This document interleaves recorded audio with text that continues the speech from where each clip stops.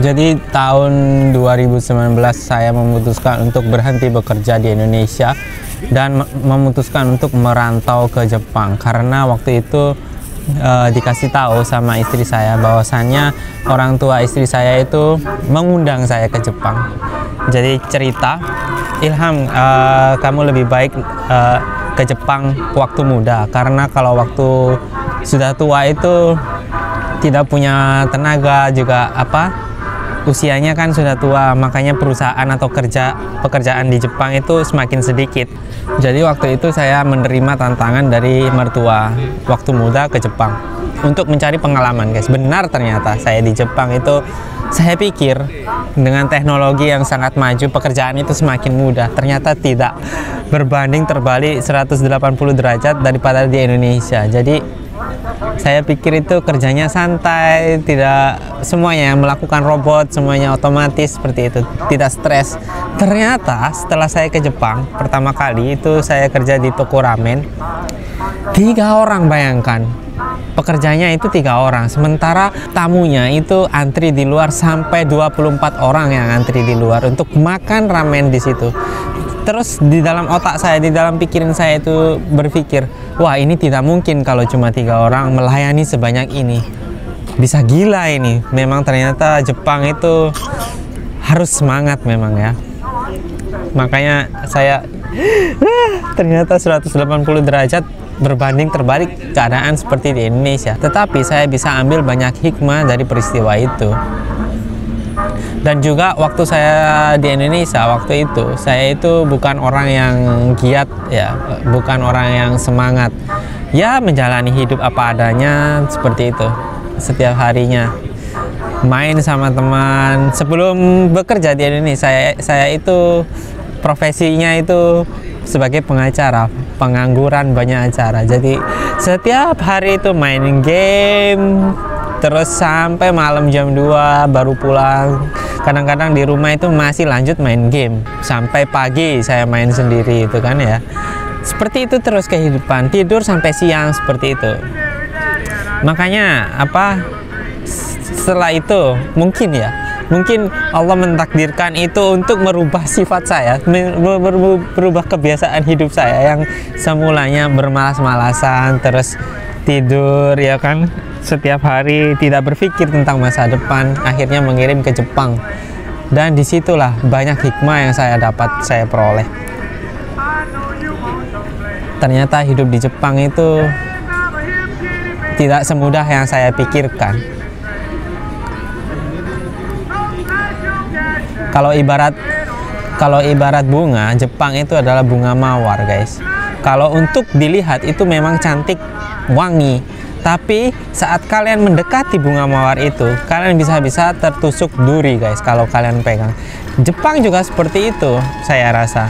Jepang itu kalau kalian berkunjung ke Jepang sih oke, ya kan, menikmati suasana Jepang, keindahan Jepang, teknologi Jepang, fasilitas umum Jepang itu oke. Tetapi untuk kalian tinggal di situ, kalian hidup di Jepang, itu seperti memegang mawar, kamu akan terluka. Memang saya pertama kali itu stres lihat kehidupan Jepang yang seperti itu. Ini hidup apa seperti robot ya? Hidup kok seperti robot, seperti itu saya lihat. Semakin kurus. Di Indonesia saya gemuk, tapi setelah saya di Jepang semakin kurus. Bukan hal tentang kerja saja, tetapi tentang makanan juga. Saya tidak begitu tertarik kepada makanan Jepang. Ada memang makanan-makanan Jepang yang enak, tetapi untuk makanan keseharian itu ya lidah saya tidak cocok dengan rasa dengan masakan Jepang. Pertama kali saya menginap di rumah ibu saya beberapa bulan di situ. Dimasakkan setiap hari sama ibu saya. Dan kalau di Indonesia kan banyak macam-macam bumbu yang dimasukkan ke dalam makanan. Tetapi kalau di Jepang itu cuma soyu andalannya, miso andalannya untuk rasa. Makanya ya rasanya kurang begitu kaya rasa bumbu ya kan. Jadi itu yang bikin saya kurus. Terus tidak ada yang lewat di depan rumah seperti bakso, martabak seperti itu. Tidak ada. Makanya iya, saya semakin kurus. Dan kekurusan saya di foto, di video itu takut menambah kekhawatiran daripada keluarga di Indonesia. Saya takut Ilham ini kenapa-napa ya. Takutnya seperti itu. Dari beberapa bulan saya hidup di Jepang, saya stres dan lain sebagainya. Tetapi orang Jawa itu guys, orang Jawa itu kuat ya. Di mana saja orang Jawa itu hidup, insya Allah bisa beradaptasi. Layaknya air ya, bisa berubah bentuk sesuai dengan bentuk gelas itu sendiri. Jadi orang Jawa itu juga menurut saya hatinya luas, makanya bisa hidup di mana. Saya itu hanya beberapa bulan saja ya stres mengenai apa? Mengenai pekerjaan di Jepang itu sungguh luar biasa kerja kerasnya. Saya tidak tahu kenapa orang Jepang kalau bekerja itu sangat bekerja keras.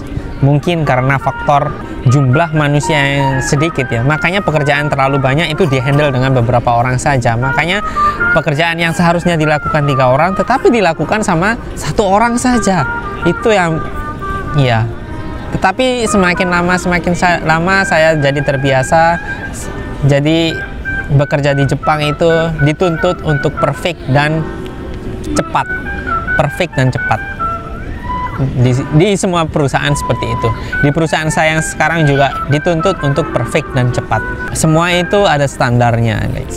Jadi dituntut untuk sesuai standar dan ada waktunya. Hari ini harus selesaikan ini, besok harus selesaikan ini. Semuanya terjadwal. Jadi itu guys, pengalaman saya di Jepang. Ya, sungguh capek sekali. Tetapi dengan keadaan yang seperti ini, yang capek seperti ini, setelah balik ke Indonesia mungkin saya bisa bersemangat lagi untuk menjalani hidup. Apalagi sekarang sudah punya 2 orang anak. Tentu saja saya kalau pulang ke Indonesia tidak tahu kapan, tetapi pulang ke Indonesia, saat pulang di Indonesia saya akan lebih menghargai waktu, memanfaatkan waktu sebaik mungkin. Ya seperti itu guys. Tetapi saya bingung sekarang pulang Indonesia atau di Jepang ya. Saya rasa Jepang juga terlalu indah untuk ditinggalkan. Saya sudah terlalu cinta dengan bunga mawar. Tetapi kalau di Jepang anak-anak saya bagaimana? Istri saya siapa yang bimbing? Saya bingung guys. Kalau pulang ke Indonesia saya kerja apa juga bingung. Makanya bagaimana ya? Jadi seperti itu guys, saya galau guys. Kalau galau seperti ini ya. Tetapi dimanapun saya berada, dimanapun kalian berada, semua itu buminya Allah, saya pikir seperti itu. Semua ada penilaiannya masing-masing. Sholat di Indonesia dengan sholat di Jepang mungkin pahalanya juga beda. Puasa di Indonesia sama di Jepang itu mungkin pahalanya juga beda. Kalau di Jepang puasa kan semua orang tidak melaksanakan sebagai kaum minoritas. Tapi tidak tahu sih saya. Semua ya sudah dipasrahkan saja. Jadi seperti itu guys, saya pulang atau tidak saya tidak tahu.